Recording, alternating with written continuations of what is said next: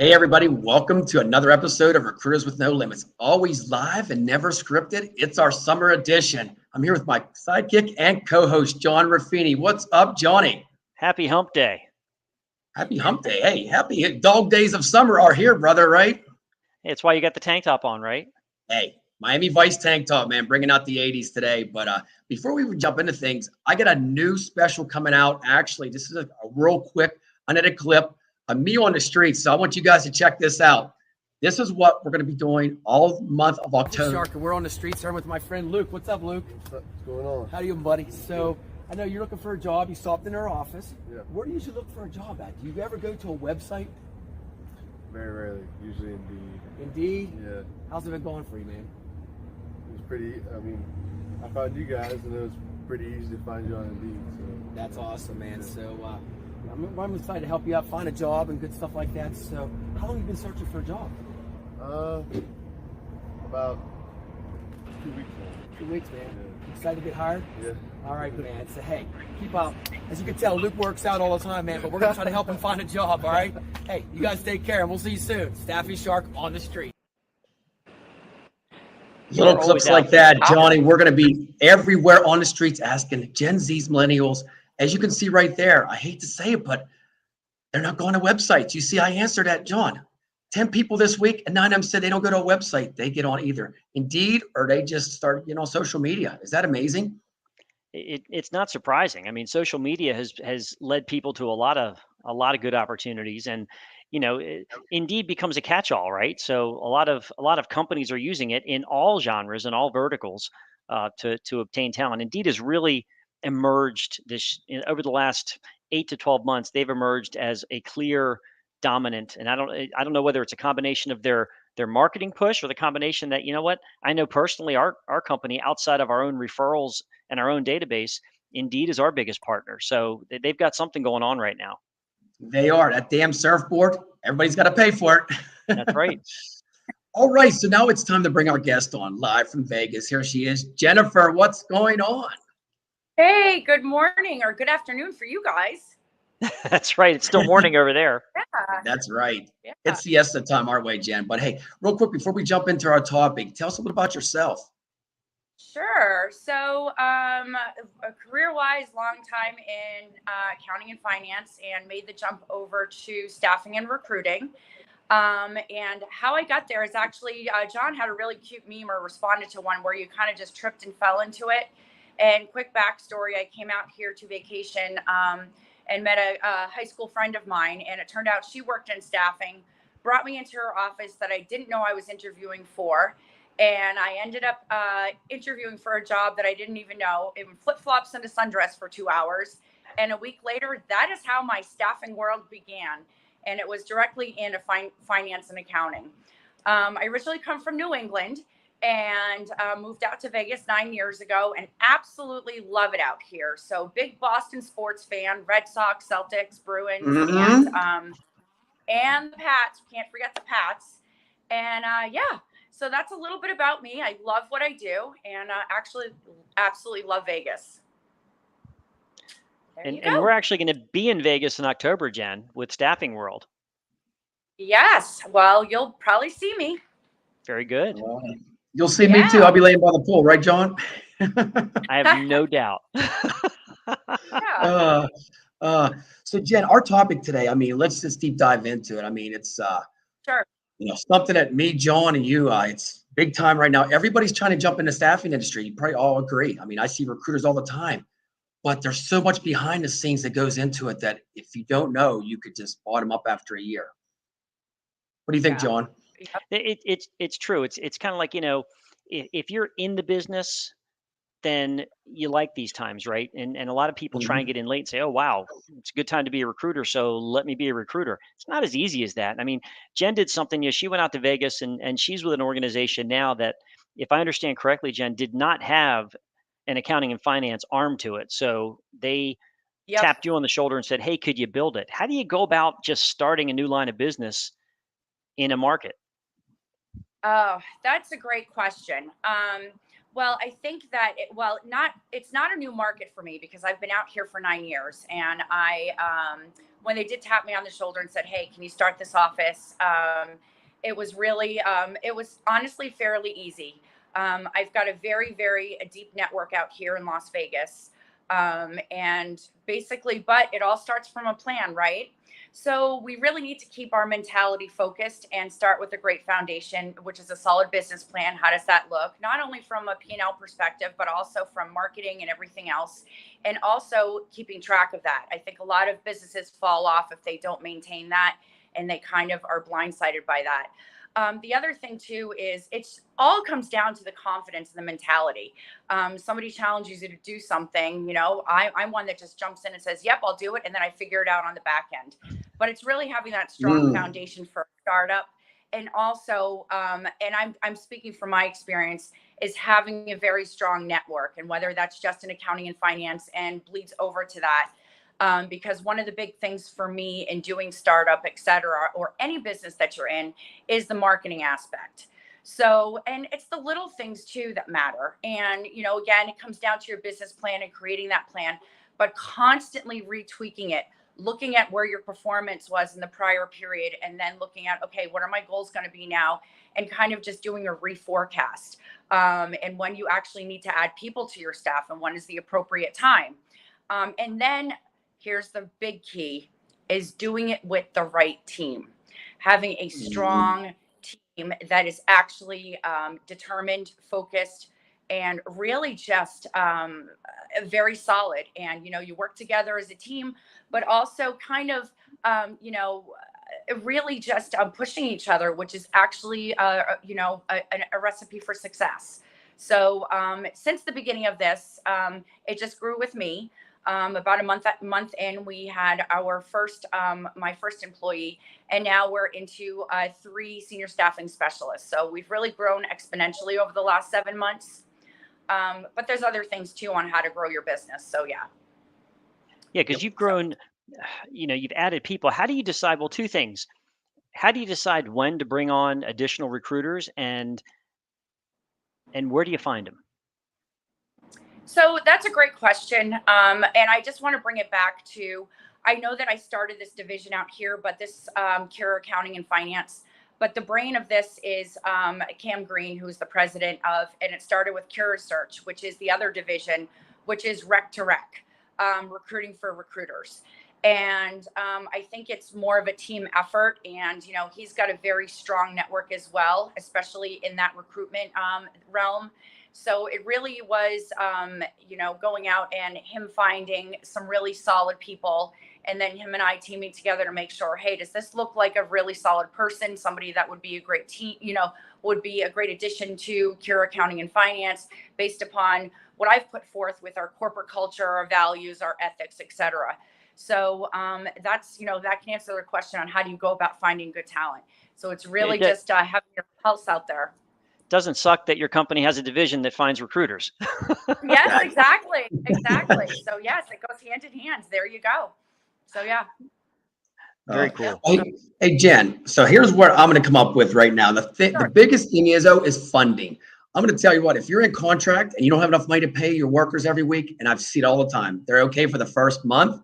And if that paycheck doesn't come in you do a net 30, net 45, you're in a hole. You got, you're growing. You got 18,000 a week you got to pay out, and you only have 15,000 in the bank. You're not eating. You're not sleeping. It happens all the time. I tell everybody out there, funding is number one. You better have enough in for 6 months for the wheel to run around. What do you think, John? Yeah, with the contract end of things, absolutely. I know in my world, when I was out on my own for a few years, I did largely just direct hire, because with direct hire, you don't necessarily, you never have to worry about payroll. But with a contract, when I took some contract work on, that was scary, because it was like, okay, you got to pay your people, whether or not your clients pay you or not on time. And you hope that money comes in, but you've got to be prepared to front that, because most of your clients are not going to pay week to week. They're going to wait 30 days or 45 days for that money to come in. So I agree with you. You definitely have to have it, because regardless, you have to pay your staff. Exactly. What's your take on it, Jen? Yeah, so a little bit of some nuggets that I heard from John. So we only do direct hire here. We do not get into contract. And yes, it is very important to actually have that cash flow, which is managed very well by, the cure by CAM. And, we do have that 6-month reserve. And, with that being said, it's been managed very appropriately where we are actually having active placements all the time. And I think that, again, it's taking a look at your P&L, taking a look at where your placements are. And again, we don't want to have those nights that you don't sleep, you don't know where the next dollar is coming from, et cetera. And that's not the case here. And that's, again, it comes back to, how do I start my business? How do I appropriately fund it? And making sure that that cash is there, and cash is king. And we have a very, very solid plan in place. So, and which I think is really, really important. And I'm guessing that plan, if money gets tight, you just don't take the reserves and go to the craps table. No. Well, sometimes we give things to chance, but not that. Exactly. So Jen, I got to ask you, so direct hire, I have so many people that actually just start up their business and they do direct hires and they don't get a hire for the first 6 months. So they're going to live off their investments, all that good stuff. What do you tell them? I mean, I see that all the time, maybe 3 or 4 every couple of weeks, call me up and say, hey, is there a way for, and I was like, you're gonna have to get a side job. I mean, Easter sometimes, yeah. So what do you tell everybody out there when they're starting up their business and it might take 6 months to get their first, invoice? Yeah, luckily that has not been the case here. Everybody that has joined, actually, we had our 3rd person join 2 weeks ago. So what I want to say that I made my first placement here in a month. And Awesome. I'll get into that in a second. When I had my first senior staff specialist join us, she had her first placement in a month. When we had our second, he had his first placement in a month. And here's the thing. We work as a team. And I think that, although we do manage our own desk, I really think that it speaks volumes that we work as a team. So again, in staffing and recruiting, somebody owns the client side, somebody owns the candidate side.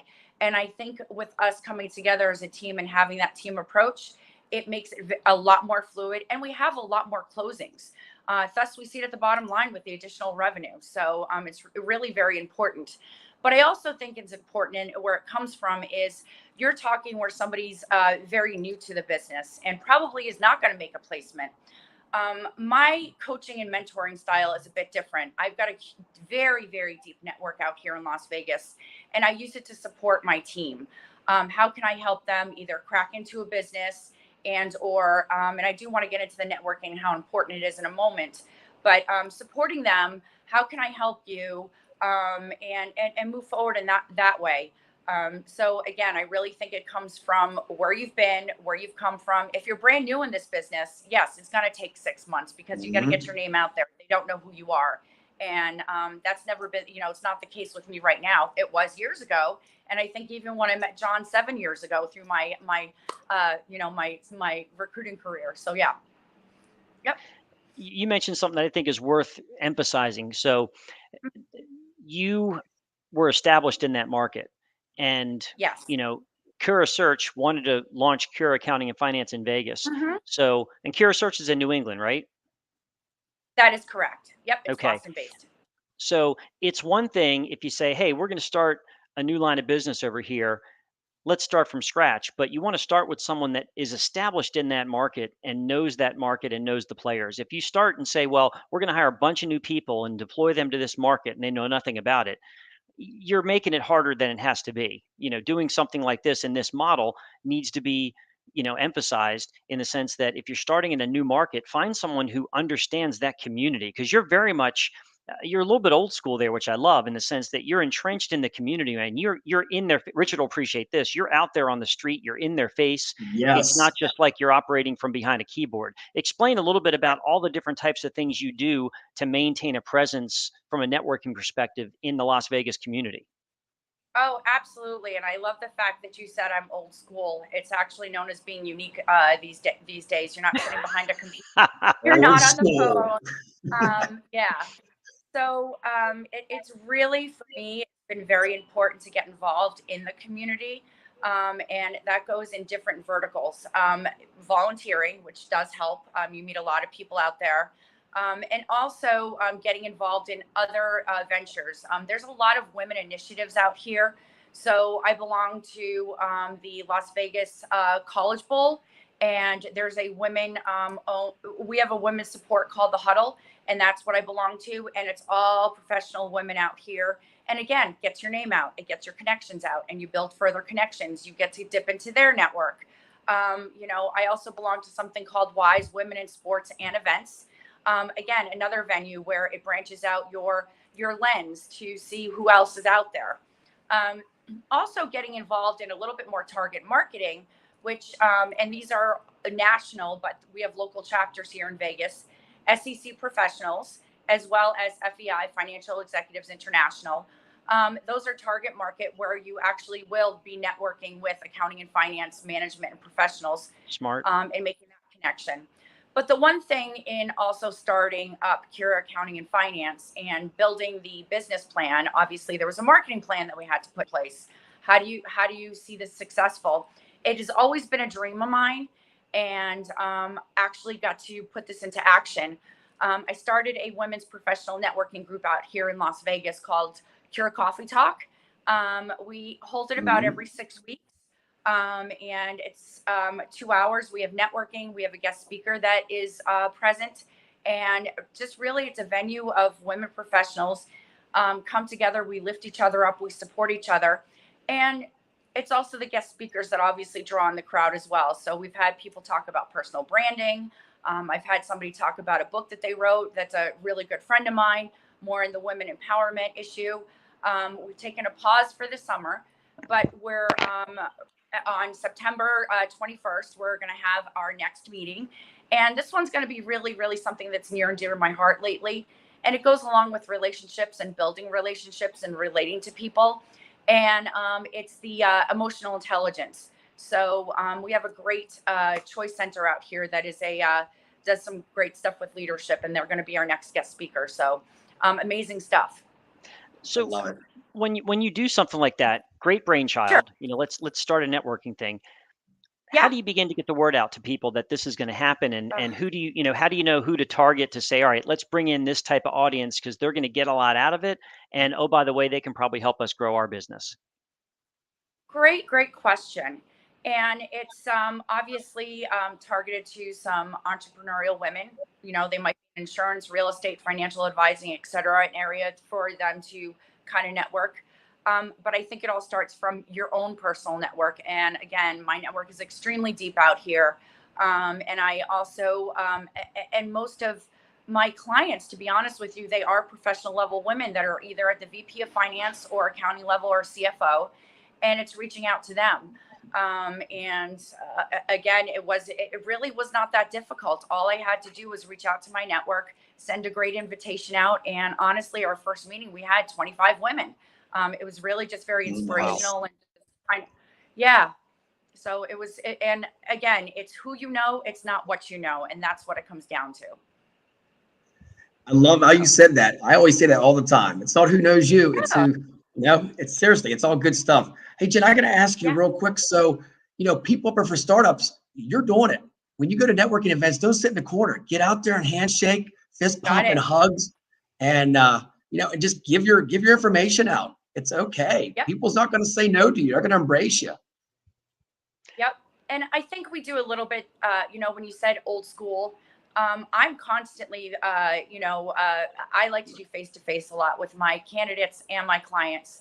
And I'm always out there to want to meet for coffee, go to lunch. And that really, really deepens the relationship. And I think that that's really important in building that trust, being that trusted advisor, being that consultant. And, again, I approach things, I think, a little bit differently I just treat everybody like they're my best friend. And it really speaks volumes. Love it. And hey, Jen, you forgot to say beer or cocktail, right? You can meet him over a cocktail and beer. I did it last week. I'm drinking a Land Shark beer when I'm talking to this guy. He's an HR for this big aerospace company right beside me. I had a contract this week. Is that amazing? Over at Land Shark and a shot. Hey, that's awesome. Anytime is a good time to talk business and build a relationship. Richard will tell you a story, Jen, off hours. The one that I love that he told was that he started a recruiting time. He was interviewing people at a wedding reception. Oh, wow. Yes. Yep. Yep. And I think that's important. You bring up a good point. Is there's opportunity in every venue that you're in. I went to a mini networking event last night and really enjoyed the subject matter at hand. And, of course, my brain is going a million miles a minute. And I already have my next guest speaker for Cure Coffee Talk. So, Wow, it's that's just awesome. it's thinking outside the box, to be honest with you. And honestly, I have a passion for meeting people, and I love the handshake and just building relationships. So it's you know something that I enjoy. And for those listening, in a vertical, like in accounting and finance, if you are targeting, you can do things face to face. There are some Yep. verticals that are, engineering, healthcare. Sometimes, I mean, even IT in spots, you can be local or national, but some people have a national reach, and they don't get the opportunity to meet their people face to face. I always say, you know what? Even if you're doing long lines recruiting, there are mediums such as FaceTime, such as Zoom, such as WebEx Teams, where you can still have a pseudo face-to-face conversation. It doesn't have to be just over the phone. So you can get creative and take those steps to make it more of a personal connection. In a local market, there's no reason why you shouldn't be doing business in person, especially now post-COVID. Most people are okay with it. Oh, absolutely. And I always say networking is king. And again, I always say it. As a matter of fact, I've been said that my approach is a little bit unique. And I really don't think so. I think it's more of that people really like, and they're still old fashioned, that personable touch. And the beauty of what we Hmm. do is we're just centric here to Las Vegas. We're not national. So, and I think that that's really another important takeaway. If you're doing national, it's going to be very difficult to do this type of networking. Um, that True. being said, yeah. But if you're not, if you're local, I mean, there used to be a term that they used to throw around, be the mayor of your market. It's kind of like you want Oh, to, absolutely. if you're in a local market, Got it.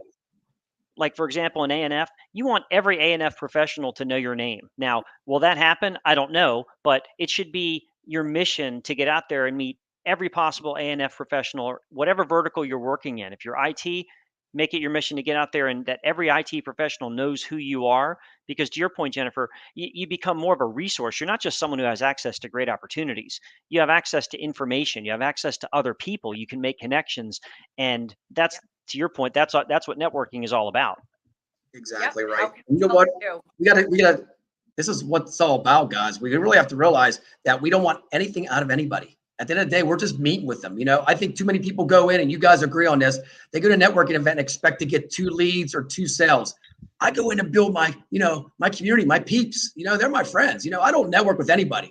I'm just having a good time. If you want me to drink with you or you want me just to chat with you, I'll do both. And I think that's what we got to get back to. Too many Hun- people have expectations that at a networking event, oh, I only got 7 business cards and nobody called me back. Hey, how I about meeting 100% people? agree.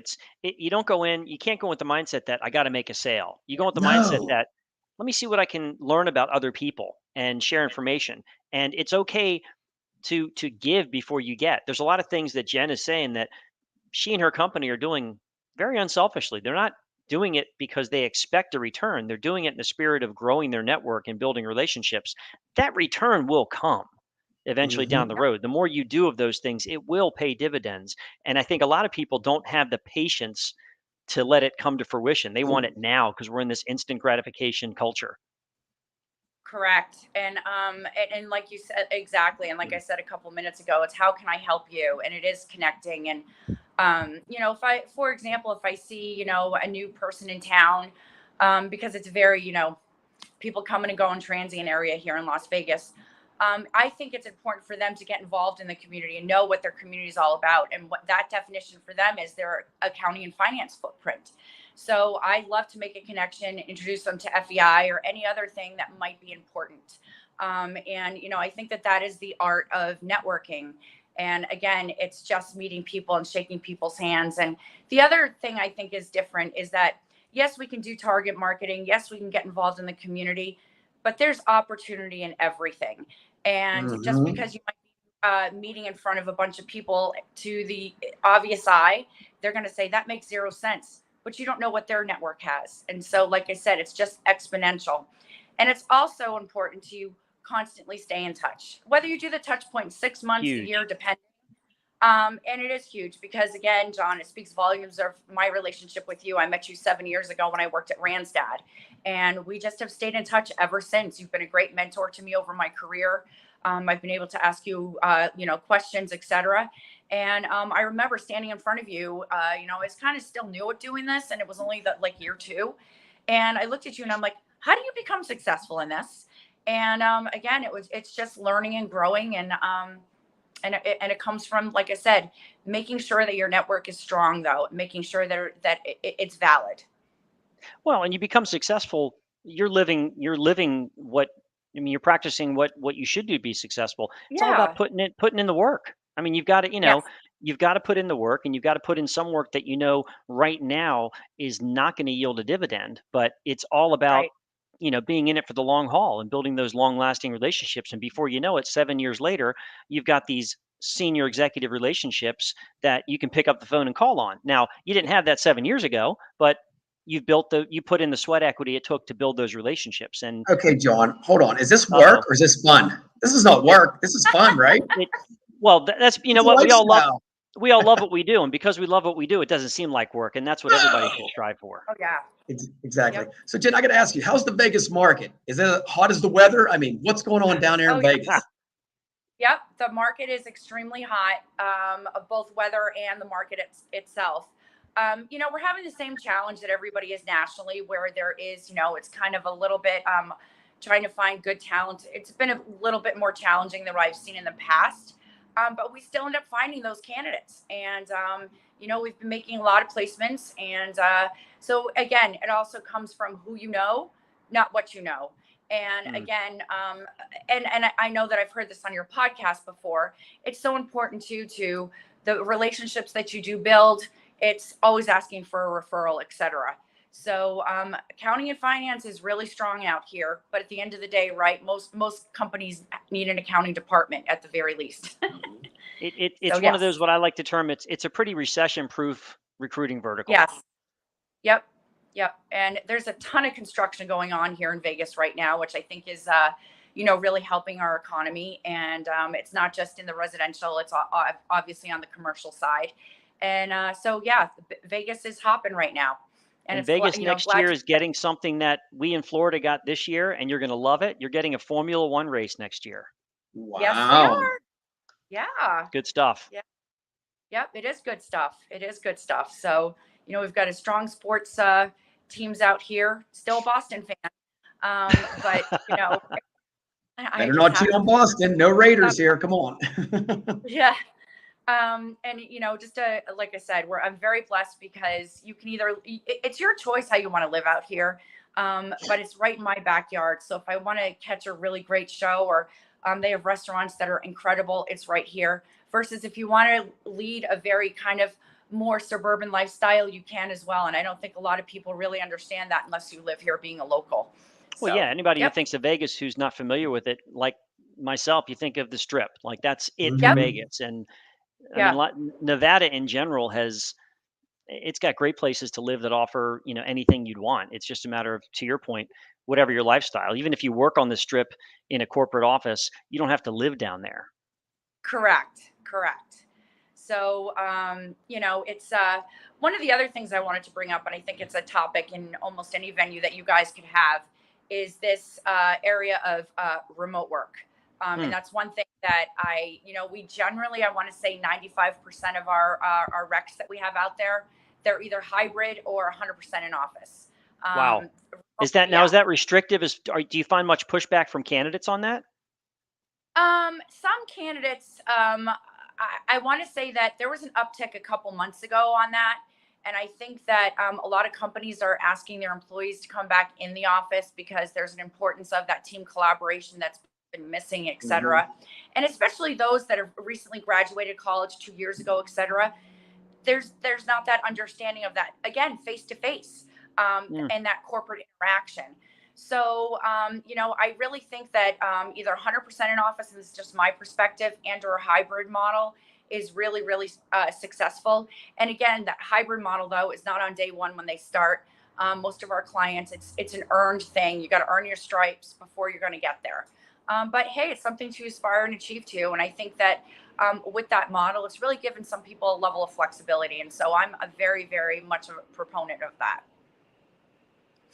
And there's, we had a guest on. I'll give a shout out to Anthony Graziano, who you might Yes. remember from Ronstadt. I wasn't sure if you guys crossed paths or not, Yeah. but Yeah. he made that same analogy, or that same identification, where you get people that are coming out and they came out in COVID, so all they knew was remote, yet they Yeah. want to climb the corporate ladder, and they've got to understand the value that comes with being side by side with someone that you want to aspire to be, and learning from them. And you can't get that remotely. I agree 100%. Thankful that we had the technology during COVID, so a lot of companies could continue to succeed. But again, maybe I'm old school, but I really think that team collaboration in person is just so important. You get to ask the questions when you want to, not when somebody has an opportunity electronically, and you get that free flow of communication. So I just really think it's important. I don't know how many times I would be on the phone with someone and they ask me a question that I have the answer to, and I'd put them on hold or mute it and just lift my head up and shout across the pit to someone else and get my answer real time. You can't do that electronically, remotely. It's not going to happen, to your point. So those are the things that, especially in a recruiting environment, that I tell recruiters now, it's just, especially if you're trying to build a book of business, there's so much that you can't put a price on with working in an environment surrounded by people that are doing the same thing, that some of which have done it longer and are more successful, that you can learn from and just increase. Not that you wouldn't be successful without it, but you'll get there much quicker if you've got that Yes. camaraderie and face-to-face interaction. Totally agree. And don't you guys miss like the Monday morning from like 7 o'clock to 7:30? You're talking about how was your weekend, sports, all that good stuff. I mean, that's what it's all relationships. about. Yeah. It's Yeah. Are you good stuff. talking water cooler talk? Exactly. Right. Love it. Yeah. Well, But Johnny, go ahead, John. go ahead, Jen. I'm sorry. Go ahead. Yeah, I just also think during COVID, obviously things did shut down, but I think outside the box, there's always a place to meet people in a venue, and found that because we have beautiful weather out here. Coffee shops were still open, but they put seating like completely outside, and so hey, I used to meet people. We would be 6 feet apart, but we still wanted to see each other. No handshakes, no hugs, but I'm a big hugger when I meet my clients, as long as I know them, by the way, and candidates. And so I definitely was still networking when COVID was happening. I wasn't staying home. Hey, nowadays So, when I see someone, I always ask them, like, "Is it okay to hug you?" Because one person, I went in, I was going in for a big bear hug, and they're backing away. They're like, "No, no, no, I don't hug." And I'm like, "Okay, Whoa. sorry." With me, John, they Yeah, don't have any yeah. time. You know that. I just give them a hug no matter what. They're like, oh, shit, you should have hugged me. Too bad. Too late. Yeah. You snooze, you lose. Hey, John, Yeah. any final thoughts, man, with what we talked about? Oh my with high gosh. energy Jen, I call her. Can't thank you enough for being with us, Jen, and sharing your insights. You're doing such great work, and you have, when you first started this new division with Cura, it's just like you had your heart and soul into it, and it's no surprise that it's taken off. I mean, a couple notes, and the things that I want to reiterate for our audience: don't be afraid to give, and know that you won't get return. But get out there and do things, that get creative, get involved with your network, embed yourself in your network, and it's not going to come to you. You've got to make it happen. But the other thing is, one of the reasons why Curious Accounting and Finance has been so successful is because it was started by someone who understood and had relationships in the market that they wanted to grow. So many times companies will make a business plan and say, okay, we're going to start offices in these areas of the country. And they'll hire new people that either have never done the business or have never worked in that market. And that's just a recipe for failure. Find someone that knows the market, knows the business, and build it around that person. And your chances for success are much higher, and you're living proof of it. So continued success to you. Oh, thank you Exactly, guys so Jen. much. I so appreciate you giving me the opportunity to talk and speak of our success out here in Vegas. And I'm pretty proud of my team, because I can't do it without them. So I'm not going to take 100% credit for that. They're all pretty special, and I've just been blessed with this new venture of mine, and I'm not going anywhere. This is it for the rest of my career, is right here. Love it. Hey, you heard it right there. She has a long-term contract with y'all. There you go. There you go. Hey, Jen, thank you so much for coming on the show. I'm going to sum it up like this. Just get out there, make an impact, and shake some hands. Simple as that. And make sure you have some energy like Jen does. Bring the energy to the table. The rest is history. Well said. Thank you so much. Hey, remember next week we'll be live from Lake Erie. I'll be at the OSSA conference, so we'll be live from Lake Erie. And one other thing, I gotta say it right now for y'all. It's Shark Week, so get out there and watch Shark Week. It starts on Sunday. Awesome. Awesome. Awesome. guys have Hey, a we'll really see you all good next week. day. Remember, watch Shark Week. Take care, guys. Take care.